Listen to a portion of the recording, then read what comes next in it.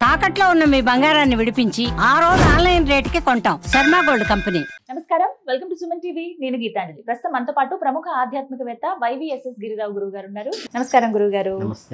కార్తీక మాసం, ఈ మాసంలో ఖచ్చితంగా ఇంటి దగ్గర దీపారాధన, స్నానాలు ఇవన్నీ ఉంటాయి.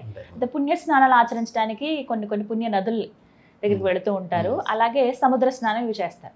వీటన్నిటికి మించి కొన్ని పుణ్యక్షేత్రాలు, తీర్థాలు కూడా దర్శించాలని చెప్తారండి. అందులో భాగంగా ఈ కార్తీక మాసంలో ఏ దైవ దర్శనం చేసుకుంటే మంచిది, ఏ క్షేత్రానికి వెళ్తే మంచిదో తెలియచేయండి. ప్రతి క్షేత్రము ప్రశస్తమైనదేనమ్మా. మీకు ఏ ఇలవేలుపు అయితే ఉంటుందో, మీరు ఏ శివయ్యని కానీ ఏ విష్ణుమూర్తి కానీ రెగ్యులర్గా మీరు ఎక్కడికి వెళ్ళి పుట్టెంటుకలు దించుకుంటారో, ఎక్కడికి వెళ్ళి అక్షరాభ్యాసాలు చేసుకుంటారో, ఏ గుడికి ప్రతి సంవత్సరం వెళ్తూ ఉంటారో ఆ గుడిలో స్వామి మీకు అనుగ్రహిస్తాడు. మీకు యాన్సిస్టర్ ప్రాపర్టీ అంటారు కదా, ఇక్కడ 100 ఎకరాలు ఉందనుకోండి, ఈ 100 ఎకరాల్లో మన తాతగారికి నాన్నగారికి ఏ 200 గజాలు ఉందో అది మనకి మన స్థలం. అలాగే ఈ వీళ్ళందరూ కూడా ఏదో ఒక క్షేత్రానికి వెళ్ళాలని, ఒక గుడికి వెళ్ళాలని, ఆ రాష్ట్రంలోదే చేయాలని ఇది ఎక్కడా శాస్త్రంలో లేదు. ప్రతి చోట ప్రతి దేవాలయంలో కూడా స్వామివారు అక్కడికి, ఇప్పుడు మన శ్రీశైలం ఉంది, బ్రహ్మాండంగా స్వామివారు ప్రత్యక్షంగా అక్కడికి వచ్చి అర్చన స్వీకరిస్తారు ఆ రోజు. కనుక ఏంటంటే మనం ఇక్కడి నుంచి వదిలేసి ఎక్కడికో వెళ్ళామని చెప్పేసి ఏదో అరుణాచలం వెళ్ళి గిరి ప్రదక్షిణ చేస్తేనే వస్తుంది అని వేలం వెర్రిగా వెళ్ళిపోయి, అంటే నేను అక్కడికి వెళ్ళొద్దని చెప్పట్లేదు, అక్కడ ఎందుకు వస్తుందంటే నీకు దానికి కూడా మీకు క్లారిటీ ఇస్తాను. ఏంటంటే అరుణాచలంలో మనకి చుట్టూతా రకరకాల లింగాలు ఉన్నాయి. ఇది మధ్యలో ఉన్నాయని మోక్షకారకుడు, ఈయన కోసం వెళ్ళటం లేదు వీళ్ళెవరు.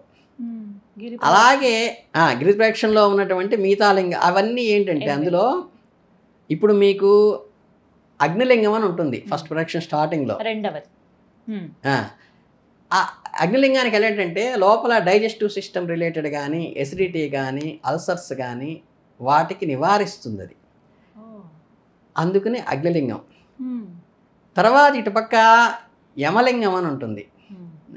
యమలింగం దగ్గరికి వెళ్ళినప్పుడు ఏమవుతుందంటే, అపమృత్యు దోషాలు ఎవరన్నా ఈ హెల్త్ రిలేటెడ్గా ఇబ్బందులు ఉన్నవాళ్ళు వాళ్ళు అక్కడికి వెళ్ళి తీసుకుంటే అపమృత్యు దోషాన్ని నివారిస్తుంది. ఈ నిరుతి అనే లింగం దగ్గరికి వెళితే ఏంటంటే, మీరు చేసిన పాపాలన్నీ ప్రక్షాళన అవ్వటం ఒకటిను, మీకు శత్రుబాధలు ఏమన్నా ఉంటే అవన్నీ నివారణ అవుతాయి. ఇటుపక్క వరుణలింగం అని ఉంటుంది. వరుణలింగం దగ్గరికి వెళ్తే ఏంటంటే, మీకు ఒంటికి నీరు రావటం కానీ, జల సంబంధమైన ఆస్తమా అలాంటివి రావటం కానీ, ఇలాంటి వాటితో ఇబ్బంది పడే వాళ్ళకి ఆ వరుణలింగం రిలీఫ్ ఇస్తుంది. ఇటుపక్క వాయులింగం అని ఉంటుంది. వాయులింగాన్ని దగ్గర శ్వాసకోశ సంబంధమైన ఇబ్బందులు కానీ, మీకు ఈ చెడుగాలు ఏమైనా తగిలినప్పుడు కానీ వాటికి వాయులింగం మీకు క్లియర్ ఇస్తుంది. ఇటుపక్క కుబేరలింగం అని ఉంటుంది. ఆ లింగం దగ్గరికి వెళ్ళినప్పుడు ఏంటంటే, అది చక్కగా మీకు ఏదైతే ఉందో ఆర్థిక సమస్యలు ఏవైతే ఉన్నాయో అవన్నీ నివారించి రావాల్సిన డబ్బులు రావటం కానీ, మనకి రావాల్సిన ఇన్కమ్స్ రావటం కానీ, టయానికి రావాల్సిన ప్రమోషన్స్ రావటం కానీ అవన్నీ అవి చేస్తుంది. ఈశాన్యలింగం ఎవరికైనా పారమార్థికంగా కావాలనుకున్న వాళ్ళ దగ్గరికి ఏంటంటే దైవికమైన అనుగ్రహాన్ని ఈశాన్యలింగం కలిగిస్తాడు. ఇవి నివారణ అవుతున్నాయి కాబట్టి, అంటే మీకు గట్టిగా చెప్పాలంటే, ఇప్పుడు ఈరోజు కాళహస్తికి వెళ్ళేది దేనికంటే బ్రహ్మరాంబ సమేత స్వామిని చుట్టం కోసం, మోక్షం కోసం ఎవరూ వెళ్ళటల్లా, రాహుకేతుల పూజ కోసమే వెళ్తున్నారు. అట్లాగే ఇక్కడ అరుణాచలం వెళ్ళే వాళ్ళు కూడా మోక్షకారకంగా నా శరీరాన్ని వదిలేసి మోక్షం ఇవ్వమని అడగడానికి ఎవరూ వెళ్ళటం లేదు. అందరి లౌకికమైన కోరికలు అనేటువంటి గిరి ప్రదక్షిణలో ఉన్నటువంటి లౌకికల కోరికలు తినడానికే వెళ్తున్నారు. అసలు ఎంతమంది అండి, అందులో ఇంకా ఈ కార్తీక మాసం వచ్చిందంటే అద్భుతంగా ఉంటుంది క్షేత్రాలు కానీ. ఎందుకంటే ఈ లౌకికమే ఎక్కువ పారమార్థికం అవుతుంది. పారమార్థికం చెబితే ఎక్కించుకునే స్థితిలో ఎవరు సుందరకాండ పారాయణ చేశాను ధార్మికంగా చెబితే ఎక్కదు. ఈ కాండ చదువుకుంటే పెళ్ళిళ్ళు అవుతాయి, ఈ కాండ చదువుకుంటే ఉద్యోగం వస్తుంది, ఈ కాండ చదువుకుంటే భార్యాభర్తల సమస్యలు తీరుతాయి, ఏదైతే చెప్తామో దానికే ఎక్కువ బెండ్ అవుతున్నారు. కాబట్టి అందుకు గిరి ప్రదక్షిణ కోసం వెళ్తున్నారు తప్పితే లోపల మోక్షకారకుడైన స్వామివారి కోసం కాదు. కానీ గిరి ప్రదక్షిణ కూడా ఏంటంటే అది వేలం తీరి అయిపోయి అది చివరికి ఒక తొక్కిసలాటలాగా అయ్యే పరిస్థితి వస్తుంది. ఒక సామాజికంగా ఒక నిబద్ధత కలిగిన వాడికి చెప్పాల్సింది ఏంటంటే, గిరి ప్రదక్షిణ తరతరాలుగా ఎవరైతే చేసే అలవాటు ఉందో, ఆచారం ఉందో వాళ్ళు మాత్రమే వెళ్ళండి.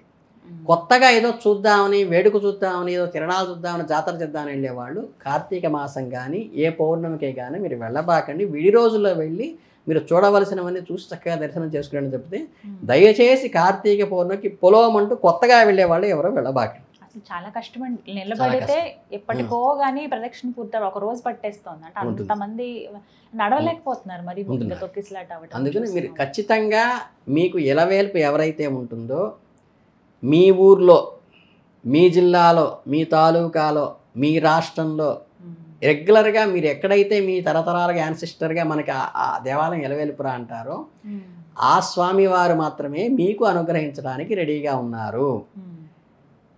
మీరు ఏ ఫ్లైట్ అయితే ఎక్కాలో మీ ఫ్లైట్ టికెట్ తీసుకుని ఆ ప్లాట్ఫారం మీద ఇంకే వెళ్ళాలి. మీరు ఏ ట్రైన్కి అయితే టికెట్లు బుక్ చేసుకున్నారో ఆ ట్రైన్ దగ్గరికే మీరు టికెట్ తీసుకెళ్తే చెల్లుతుంది, ఎక్కడికి వెళ్తే అక్కడికి చెల్లదు. ఇంకోళ్ళ ఫ్లైట్ బాగుంది, ఇంకోళ్ళ ట్రైన్ బాగా స్పీడ్గా వెళ్తుంది, ఇంకోళ్ళ బస్సు అది ఎక్స్ప్రెస్ సూపర్ లగ్జరీ అనే కాదు, మీకు టికెట్ ఎక్కడుందో అక్కడికి వెళ్ళాలి. అందుకని ఎప్పుడూ కూడా ఏంటంటే ప్రతి దేవాలయంలో, వైష్ణవాలయంలో, ప్రతి శివాలయంలో కానీ ఖచ్చితంగా మీకు రెగ్యులర్గా ఇలవేలుపుగా మీ వంశానికి ఎక్కడ ఉంటుందో అక్కడికి వెళితేనే మీకు పుణ్యం వస్తుంది తప్పితే ఈ ప్రశస్తమైన దినాల్లో ప్రత్యేకంగా వేరే దగ్గరికి వెళ్ళొద్దు. అది పర్వదినాలు కాని సమయంలో అండి అక్కడ విశేషాలు ఏంటి, ఆ గుడి ప్రాశస్త్యం ఏంటి, ఆ స్థల పురాణం ఏంటి తెలుసుకుని విడి దినాల్లో వెళ్ళి చక్కగా ఆస్వాదించిరండి. పర్వదినాల్లో మాత్రం మీకు ఇలవేల్పు ఉన్నది, మీ చుట్టుపక్కల ఉన్నది, దానికి మాత్రం వెళ్ళండి. ఇక నదీ స్నానాలు, సముద్ర స్నానాలు అన్నప్పుడు ఏంటంటే నదీ స్నానాలంటే ప్రతి నదికి వెళితే పుణ్యం రాదు. వాటిలో పెరీనియల్ రివర్స్ అంటే జీవనదులని కొన్ని ఉన్నాయి. వేటికైతే పుష్కరాలు వస్తాయో ఆ 12 నదులు మాత్రమే పవిత్రమైనది. మాత్రం ఇప్పుడు పెన్నా నది ఉంది మాకు, వెళ్ళి అక్కడ స్నానం చేస్తే కాదు, చాలా నదులు ఉంటాయి, అట్లా కొన్ని వందల నదులు ఉన్నాయి. అలా కాకుండా ఈ 12 నదులు ఏవైతే ఉన్నాయో వాటికి వెళ్ళాలి. అది కూడా మీకు జిల్లా నుంచి పారేది, మీ రాష్ట్రం మీదుగా పారేది వెళ్ళదు, పక్క జిల్లాలకి పక్క రాష్ట్రాలకి వెళ్ళి పారేది వెళ్ళక్కర్లా. కృష్ణా గోదావరి మనకైతే అది. అందుకని ఏంటంటే మీ తల్లిదండ్రులను నువ్వు సక్రమంగా చూసుకుని వాళ్ళని గౌరవించి వాళ్ళకి చేయాల్సినంత చేసి ఇంకా మిగిలితే ఊళ్ళో తల్లిదండ్రులందరికీ నువ్వు సేవ చెయ్యి. తల్లిదండ్రులను వీరికి వదిలేసేసి ఊళ్ళో వాళ్ళందరికీ సేవ చేసి వాళ్ళకి పళ్ళు ఇచ్చాను, పూలు ఇచ్చాను, వాళ్ళ అనాశ్రమం నడుపుతున్నాను అని చెప్పటం అనేది ప్రశస్తం కాదు.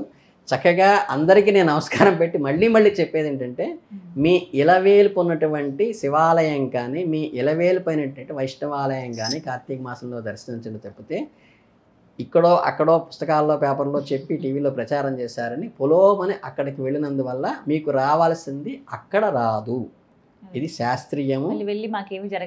జరగలేదనే కంటే కూడా మీకు మీ టికెట్ ఎక్కడికి ఉందో, ఏ ట్రైన్కి ఉందో, ఏ బస్సుకు ఉందో, ఏ ఫ్లైట్కి ఉందో, మీ కుటుంబానికి ఇలవేల్పుగా ఏ దేవుడు ఉన్నారో ఆ శివాలయానికి, ఆ వైష్ణవాలయానికి వెళితేనే మీకు అనుగ్రహం పూర్తిగా వస్తుంది. ఇది శాస్త్రంలో పక్కాగా ఉన్నటువంటి విషయం.